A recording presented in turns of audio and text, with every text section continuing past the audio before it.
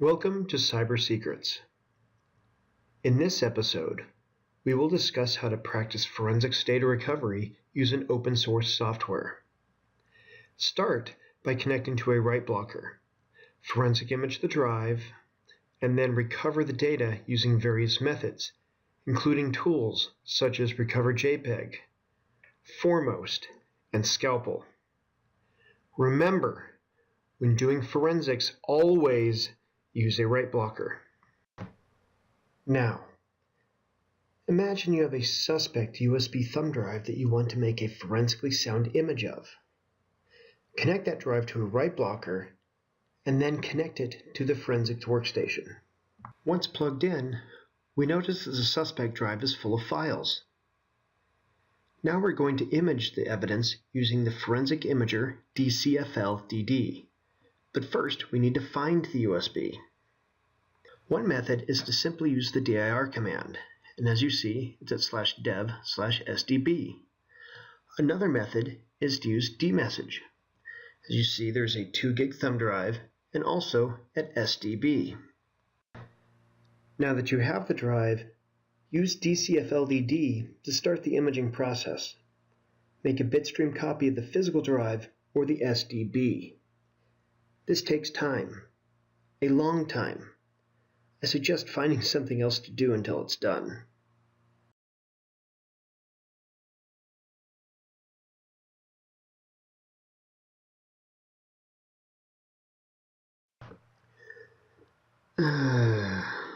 It's finally finished.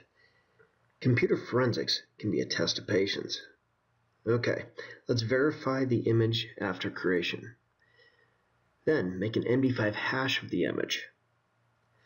I like to save the hash value into a file to help verify the evidence has not been altered after acquisition. This is a very important step.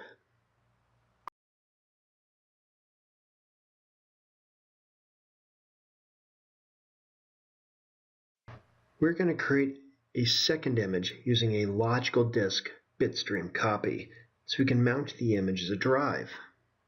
This again takes a while, but this is useful if you want to scan for malware or get quick, easy access to the data. Now we're going to mount the drive. First, you have to make a directory.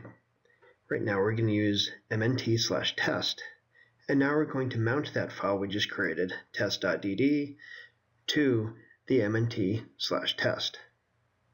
Once it's mounted, we're then going to verify the data and just make sure that we can get access to it. As you can see, all the files that were in the USB are also in this DD. Now to get a better look, open up a graphic file explorer and navigate to the /mnt/test folder, or that mount point that we just created. As you can see, this is the same data that's going to be on that USB thumb drive, except this is a copy and you're not destroying the evidence. Now this is just for demonstration purposes right now. I'm going into that mount folder, the VLC portable, and just opening up an executable so you can see that it can run just like it would have on the USB thumb drive. I'm also going to open up another executable, and they're working just fine. So this is to show you that you do not have to have a USB thumb drive connected to still get access to the data.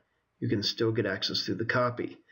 So depending on what you need it for, this is a great, easy, quick method to be able to test the data that was on the suspect's thumb drive.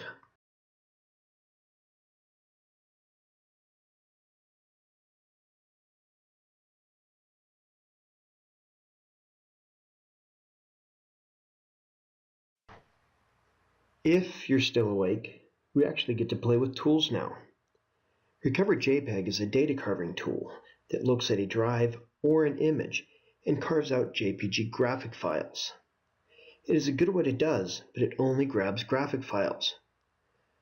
The folder in the background is filling up with images, and these are the images that Recover JPEG was able to recover. But again, just as a reminder, it's called Recover JPEG, because it only recovers JPEG images.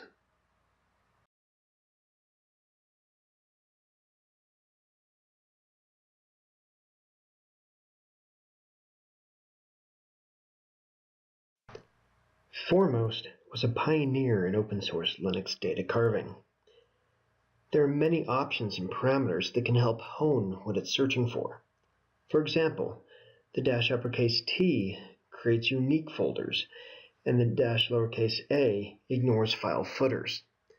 The nice part about creating its own folder is that you can do foremost several times and not having to worry about emptying out the output folder. The interesting thing about the A is if you ignore footers, you're going to get a lot of false positives. The other benefit of Foremost is it has a nice little audit log, which gives you all the information of files that it was able to recover from.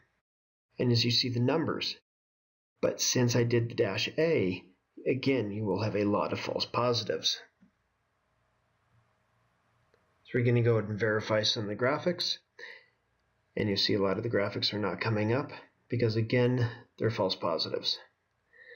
Let's go ahead and look at JPEGs.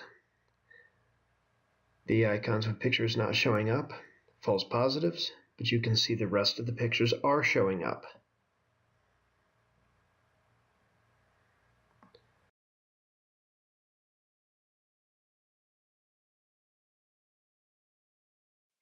This time we're going to run Foremost again, however we're taking the ignored footers off, and we're going to add a specific key that allows us just look for very specific types, such as .jpg files and .pdfs.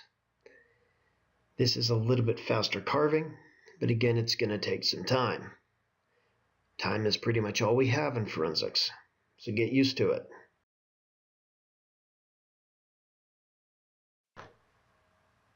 Now that it's done, we're going to do the same thing we do all the time and verify the findings. So see, we're going to open up a few PDF files. This one opens just fine. The next one opens just fine. Try one more, and this one seems to open fine. You can go back into the audit log, and as you can see, the numbers have changed.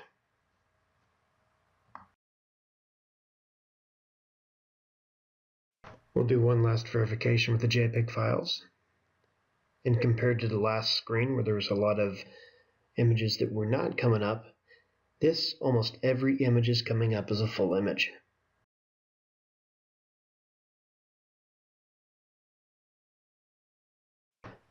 Now last, but definitely not least, is Scalpel. This tool is actually based off Foremost, and it has a few extra nice modifications. Scalpel is an easy-to-edit configuration file where you can customize the file types it searches for if you know the header and the footer of the file. All you have to do is also add the extension.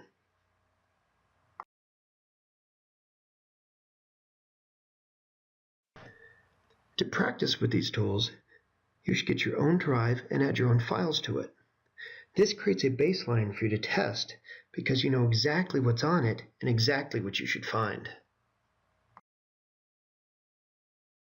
If you'd like to learn more about advanced information security, InfoSec Institute is a great resource at infosecinstitute.com.